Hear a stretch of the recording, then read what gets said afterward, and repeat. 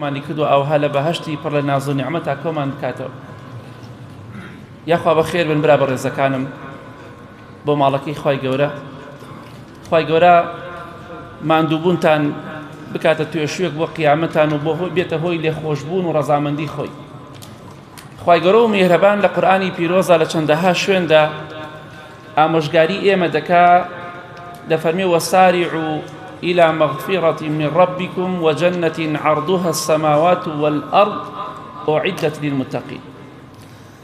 أي إيمان داران مسابقة و پێشبڕکێ بکەن بۆ لێخۆشبوونی خوای گەورە، بۆی خوای گەورە لێتان خۆش بێ. مسابقة و پێشبڕکێ بکەن بۆ ئەو بەهەشتەی کە خوای گەورە وعدی داوە بە ئیماندارانی بدات، بە تەقوا و ئەهلی تەقوای بدات.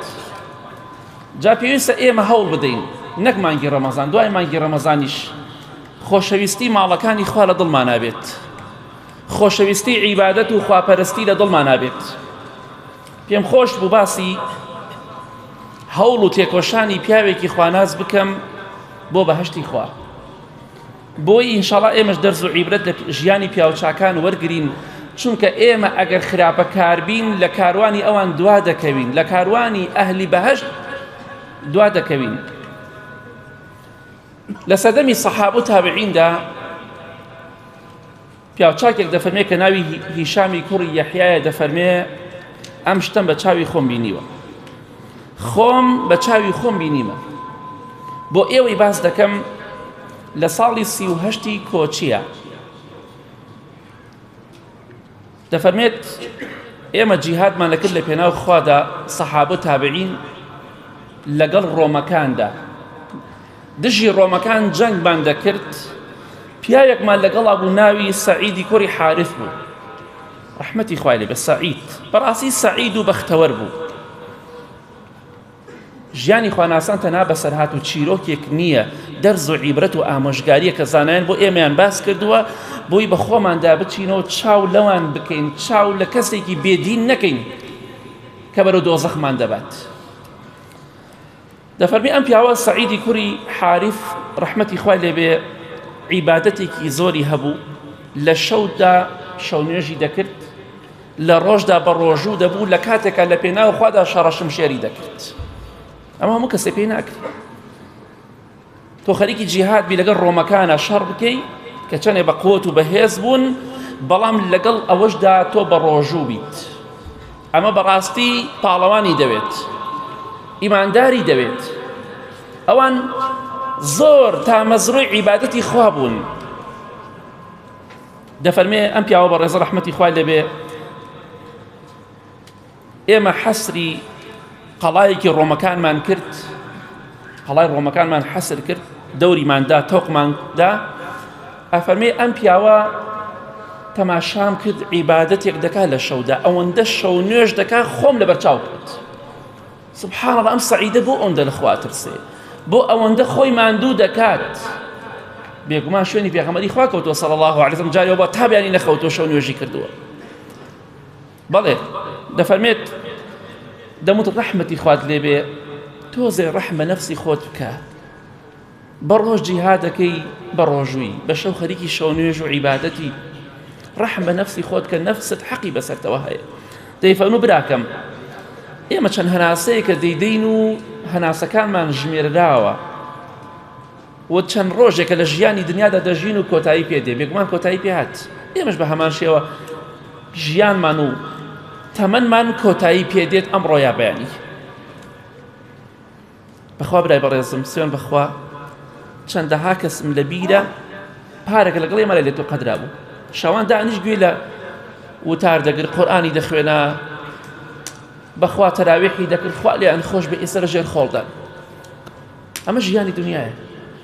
دەفەرمێت من چاوەڕێی مردنمە، هەر کاتێ مردن هات دەمرم، بۆیە بێ خۆمی بۆ ئامادەکەم. ئەڵێ گوێم لەم قسەی بوو دەستم کرد بە گریان، خۆم پێ نەگیرە. چەند ڕۆژێکە ئێمە دەژین و هەناسەکەمان دەبڕێ و کۆتایی پێدێت. گەنجە خۆشەویستەکان چاو لەم پیاوە بە ڕێزانە بکرد.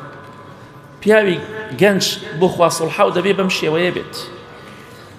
دەڵێ زۆر هیلاک بووین زۆر شەو نوێژی کرد عیبادەتی کرد وتم براکەم سەعیدی بەرام تۆزێ بخەو ئیسراحەتی بکە چۆ لای خێمەکە لای خێمەیەکا بوو لەوێ خەوت بەڵام بزان چی ڕوو ئەدات خواناسان ئەوە بن ڕەحمەتی خۆیان لێبێت دەفەرمێ خەوت گوێم لە دەنگێک و لای خێمەکە و دەنگێک دەهات بەڵام دڵنیاش بووم هیچ کەسێک لەوێ نەماوە چونکە برادەرەکانم هەموویان ڕۆشتن تەنها من و سەعید ماینەوە سەعیدی کوڕی حارث ڕەحمەتی خوای لێبێت گوێم لە دەنگێک و لای خێمەکەوە ترسام خەڵکی هاتبێ بۆ گیانی لێ دەنیا بیکوژن وردە ڕۆشتم بۆ لای خێمەکە تەماشام کرد سەعید خەوتووە بەڵام قسە ئەکات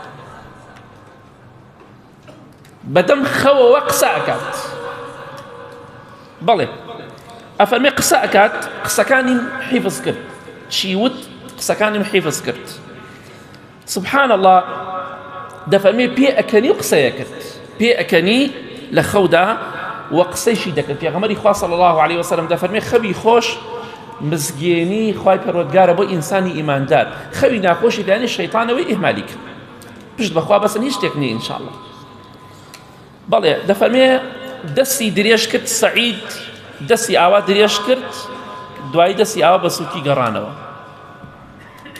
سبحان الله وەکوەوەی کە شتێک بێوێ شتێک وەربگرێت بەڵام لەگەڵەوەدا پێ ئەکەنی و قسەیە کرد خەوتوشە زۆر ماندووە شەونێژی زۆر کرد و هیلاک ڕەحمەتی خوای لێبێت بەڵێ دەفەرمێ گوێم لێ بوو وتی شەو گوێم لێ بوو باسی وتی شەو باشە مادەم شەوە زۆر باشە ئەفەرمێ خەبەری بۆوە هەموو گیانی دەلەرزی هەموو گیانی دەلەرزی زۆر ترسا کە لە خەوەکە خەبەری بۆوە ئەفەرمێ یەکسەر باوشم پیا کرد بۆ ئەوەی تۆزێک ترسەکەی کەم کەمەوە وتم براکەم چی ڕووی داوە ڕەحمەتی خوات لێبێ بۆ هەموو گیانت ئەلەرزێ وتی واسم لێ بێنە وتم تو ئەو خوایە کە دروستمانی کرد و ڕاستێکم پێ بڵێ بۆچی لە خەودا قسەت کرد بۆ پێکەنیت بۆ دەست درێژ کرد دوای دەست بە سووکی گەڕانەوە مەبەست لە شەو چی بوو کەوتت شەو وتی وازم لێ بێنە تخوا وازم لێ بێن وتم بەخوا ئەبێ پێم بڵێ وتی باشە پێت ئەڵێم بەمەرجێک پێت ئەڵێم هەتا من زیندوو بم نابێ باسێکی ئەمانەت پێ وەکو هەندێک کەس نییە دوو بکات نوێژ دەکا بەیانی لای خەڵکیا پۆز لێدا ئیماندار وان نییە ئیماندار هەر چی بکا بۆ خوای گەورە هەر خۆی بە تاوانبار و خراپ دەزانێ وعدم پێدەی بە هیچ کەسێکی نەڵێ هەتا من لە ژیاندا بم وتم وعد بێ سوێن بەخوا بە کەسی ناڵم بەس